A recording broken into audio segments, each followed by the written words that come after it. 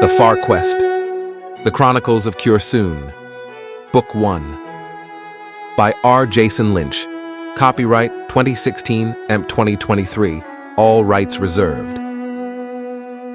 Chapter 22, The Hidden Gnome. Cursoon gazed out over the crystal-clear water and sighed. If only we had a boat to cross this lake, the bard reflected aloud. Tipple made no reply. Instead, he just took another puff upon his pipe.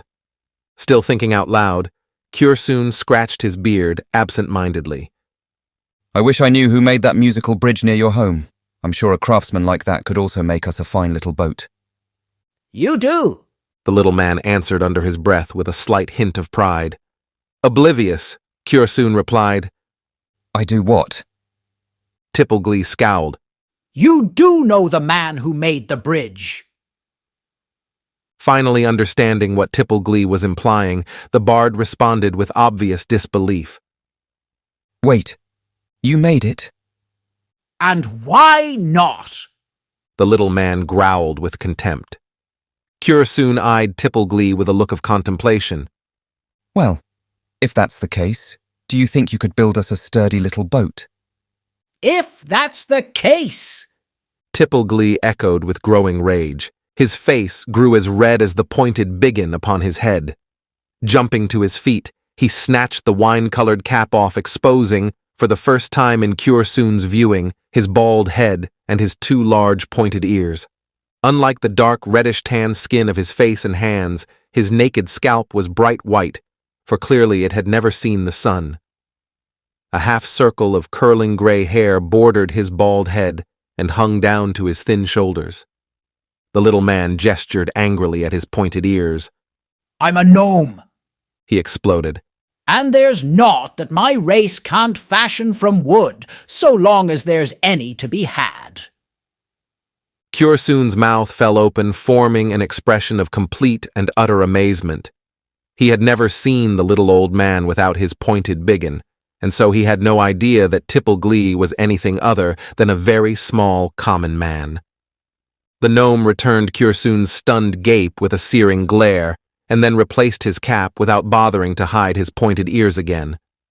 Still enraged, Tipple slung off his pack and began to rummage through its contents.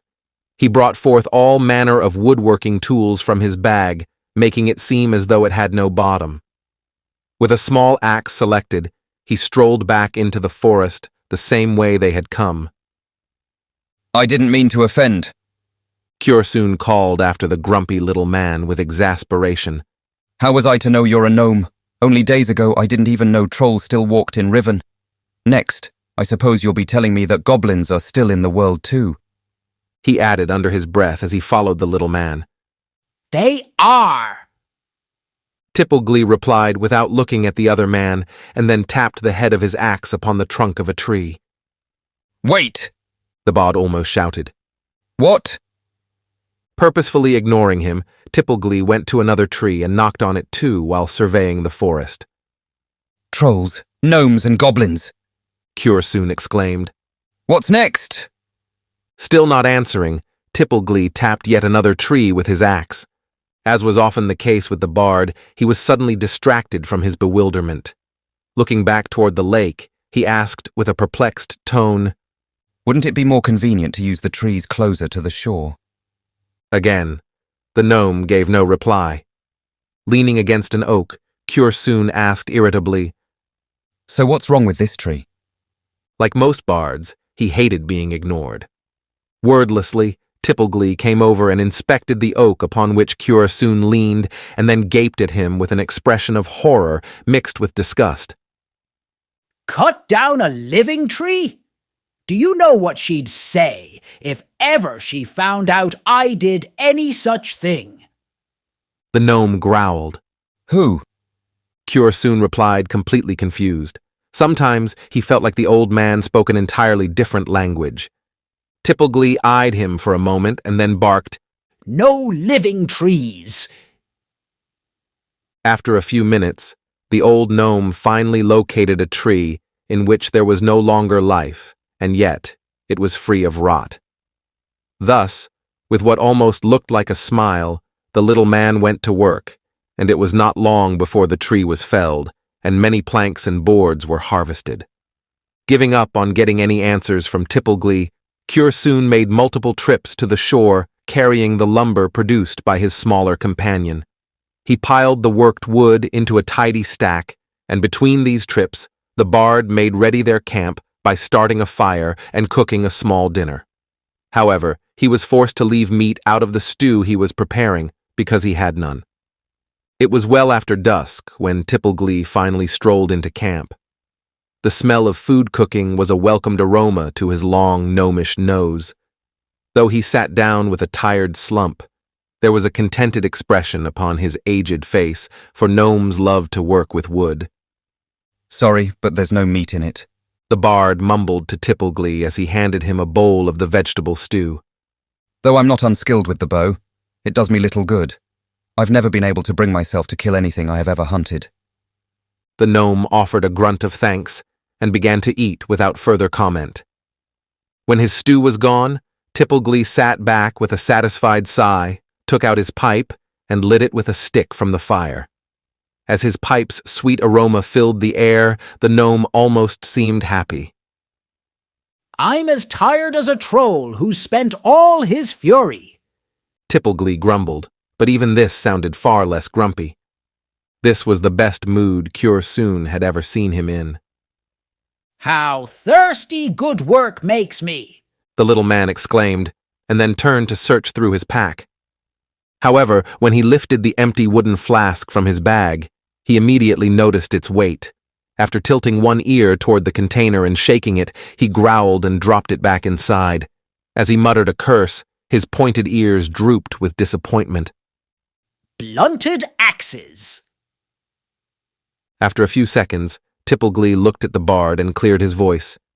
You wouldn't have a wee nip for a friend, now would you? He asked sheepishly. Though unworthy, I'm a bard of the fellowship, Cure soon explained. And for that cause, I'm not permitted to drink any fermented beverages. Aye, like old Beset. He was a knight of the fellowship, and he never took a nip either, though I guess it would have cured whatever ailed him, the gnome grumbled. Ignoring the remark, Cure soon sighed miserably. How I miss my poor lute, he complained. It's times like this that a little music always helps me relax. Is it music you want? Tipple snorted and waved dismissively with his thin, bony hand. Why, I can play you some that'd enchant even the sirens to stop their singing. You can? The bard replied with a note of surprise. We really must work on your doubts about me, lad, Tipple growled. With that, the old gnome rummaged through his bag yet again, but this time he brought out a beautiful little fiddle. There was a grapevine with leaves and grapes carved upon its reddish wooden face, just like the one that decorated the stained glass window of his front door. Did you make that too?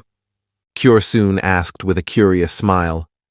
I'm a gnome, and there's naught that we can't make from wood. Right. The bard laughed and gestured for his friend to calm down. Rising to his feet, Tipple gathered his long beard, draped it over his bony shoulder, tucked the fiddle under his chin, and slowly drew his bow across its strings. The music he produced was terribly beautiful.